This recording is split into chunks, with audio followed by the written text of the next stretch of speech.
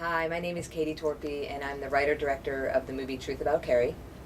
And I am Ciaran Hope, and I am the composer for the movie Truth About Kerry. And we're sitting here talking about the music and the movie. Okay, so we were just talking about this, and we thought it would be fun to reminisce a little about what the hell we actually did.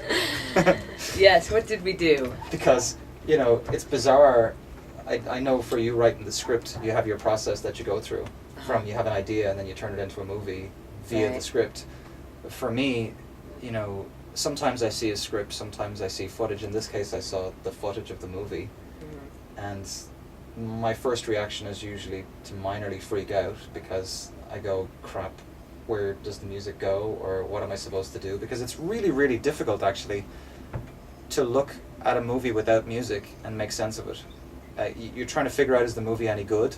And a lot of the time you think it's not, because your first judgment is you start to drift into that it's supposed to be finished mode. Right. And then you have to backtrack and remind yourself, no, critical view, watch it and see what you would do to start imagining what it would be like finished. Right. And so I know I got the footage off you guys, and I went through it, and, you know, I loved what I saw, but I got nervous about my capacity to actually be able to pull off what I felt. Because I always do. It's you know, you second guess yourself for a few hours or a few days. Right. Where you just start to go, can I do it again? Right. It's part of my creative thing anyway. And it's funny, this movie in a way kind of cracked me through it, because I approached the writing in a very unusual manner than before. Usually I sit down at a piano and try and write. This time, you know, it was just so different because of the dead character that we're watching, trying to go, it's about her and we're trying to find out things about her, but she was central to this, so I struggled with who she was represented in the movie. Right. So I know I started in that scene with just sounds. I just sat there for days just putting multitudes of sounds behind it, no melodies, just textures, trying to go, what the hell am I looking for, you know? Right. And finally stumbled on this little 3-note thing that just, on top of the sounds, filled it in, and then that was the go moment. Right. So, anyway, I know that we started the process full and proper when we actually did our spotting session, right?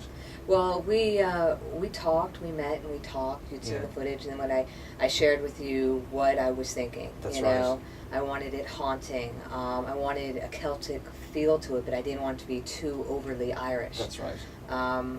Which was actually something we were in sync on, because I said, I'll do this, but if you're making me do a diddly idle Irish movie out of it, I didn't want to do it, because it didn't feel right. No, you know? it was like a touch of Celtic flavor, but it had its own haunting feel. Yeah. And you really nailed it. I mean, we talked, and then you went off to go do several cues, and then I came back into the studio with you, and I was like, wow, Ciaran's got it. Like, we were so in sync. It was funny because I kind of felt happy for the same reasons, because that's, you know, from my process anyway, when you do a first write like that, it's always interesting to see that you really get what you were told. Right. You know, so you told me all this stuff. I remember calling you and saying, okay, is this what the character's supposed to be? Right. And you go, well, kind of, but, and you'd correct me. This, or this is, you're close, but think about that. And this was before we even wrote, because it was about trying to understand, you know, I'm staring at these characters on screen, trying to figure out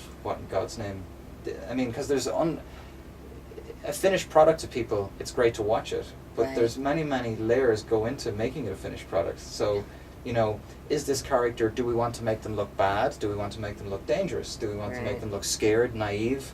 Right. You know, we can do those things by the way we shoot them, the you know, the takes of dialogue, and in my case, whatever music we put in, we can make them look any way we want to make them look. Completely. So with just notes, you can just change a whole character just by the music. And I was really aware that coming on board and having a clean slate with you, and just you putting down like all the different flavors for each character, you really you nailed it. Well, thank you. Yeah, you did. I like Ciaran, as you can tell. He's one of the cool guys out there. Thank you.